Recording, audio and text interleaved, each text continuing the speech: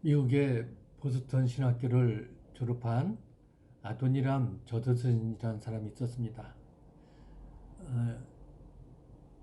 이 아도니람 저드슨이 어느 날 보스턴시에 있는 그 아주 상류층이 사는 그런 지역의 교회의 부목사로 청빙을 받게 됩니다. 동료들은 그의 청빙을 무척 부러워했으며 가족들도 매우 기뻐했습니다. 그렇지만 정작 본인은 별로 기뻐하지 않았습니다. 그는 며칠 동안 고민을 하고 기도하다가 결론을 내리며 고개를 흔들었습니다. 아니다. 하나님은 분명히 나를 해외 선교사로 부르려고 나를 쓰셨다. 내가 그곳에서도 주님의 일을 할 수 있겠지만 그것은 부분적인 순종밖에 되지 못한다. 나는 전체적으로 순종하고 싶다. 그런 마음을 가지고 그는 아니라고 평안한 목회를 물리치고 철통 같은 그 불교의 나라 미얀마 선교사로 떠났던 것입니다. 그런데 그곳에서 그가 한 사람을 전도하여 세례를 주기까지는 6년이라는 시간이 지나갔습니다. 그리고 그는 수많은 고통과 핍박을 감당해야 했습니다.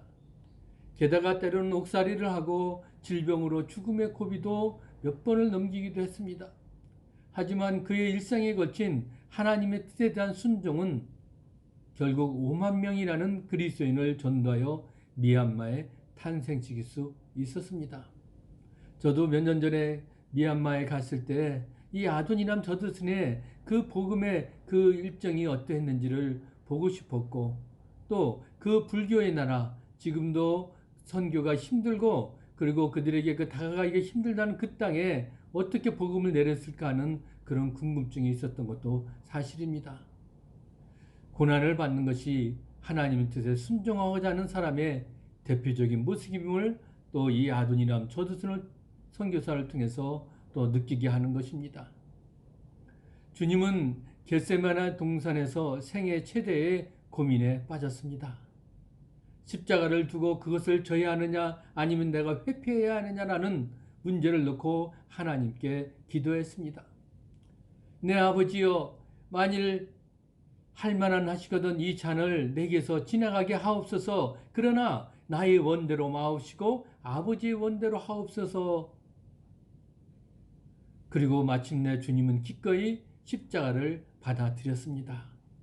고난을 받는 것이 하나님의 뜻이라면 어떤 이유라도 거절할 수 없는 것이 바로 주님의 마음이었습니다.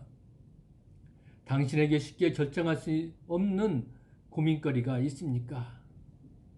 하나님의 거룩한 뜻을 먼저 생각해 보십시오.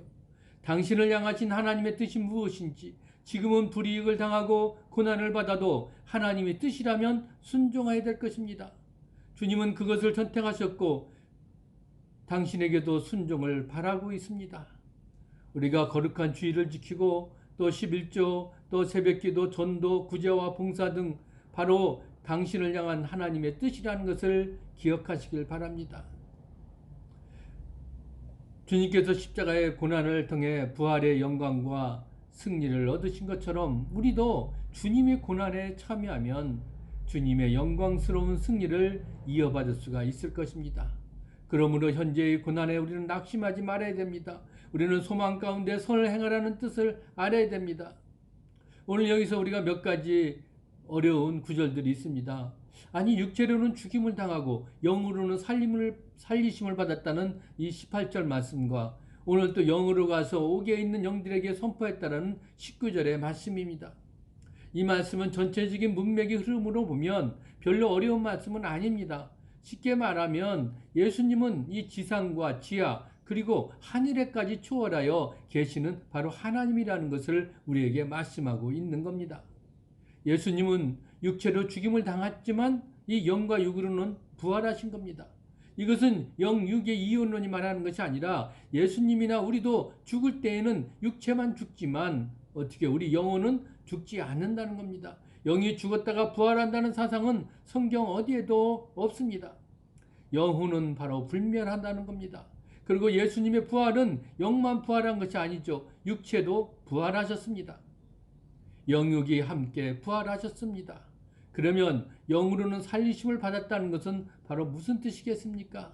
이 말은 장사된 사흘 동안 예수님의 육체는 무덤 안에 있었습니다. 영이 음부로 가서 거기에 있는 영혼들에게 복음을 전했다고 해석하는 사람이 있는데 그것은 성경적이 아니죠. 그것은 연옥을 주장하는 그런 천주교의 해석입니다. 누가복음 16장 26절과 히브리서 9장 27절에는 분명하게 한 번 죽은 후에는 심판이 있다고 했습니다. 그리고 다시 복음을 들을 기회가 없다라고 말하고 있습니다.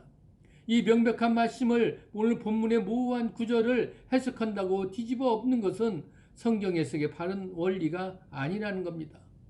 그래서 베드로 사도는 오늘 18절 상반절에 그리스도께서도 단번에 죄를 위하여 죽으사 의인으로서 불의한 자를 대신하셨으니라고 오늘 말씀하고 있습니다. 이 말씀은 육체로는 죽임을 당하셨다는 말씀으로 우리를 단번에 즉 유일회적으로 하나님 앞으로 인도하셨다는 그런 의미입니다. 예수님은 십자가의 죽음으로 우리의 죄를 단번에 해결하셨습니다. 부활하심으로 생명을 주셔서 우리를 하나님 앞으로 인도하셨습니다. 예수님의 죽음은 우리의 죄를 위함이고 또 부활은 우리를 살려서 하나님 앞으로 인도하기 위함이라는 것입니다. 그것이 베드로 사도가 그리스도가 육체로는 죽임을 당하시고 영으로는 살리심을 받으셨다라고 말씀하는 본래의 의도라는 것입니다.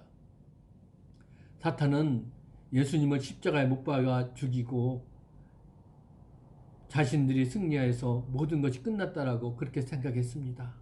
그러나 예수님은 십자가의 부활을 통해서 죄에 대한 사탄의 정죄를 완전히 깨부수고 승리하셨다는 겁니다. 그리고 이 예수님의 승리는 지상과 지하에서의 우주적인 승리로서 모든 영혼들에게 선포된 구원의 소식이었습니다. 심지어 옥에 있는 영들에게도 알려진 구원의 선포였습니다.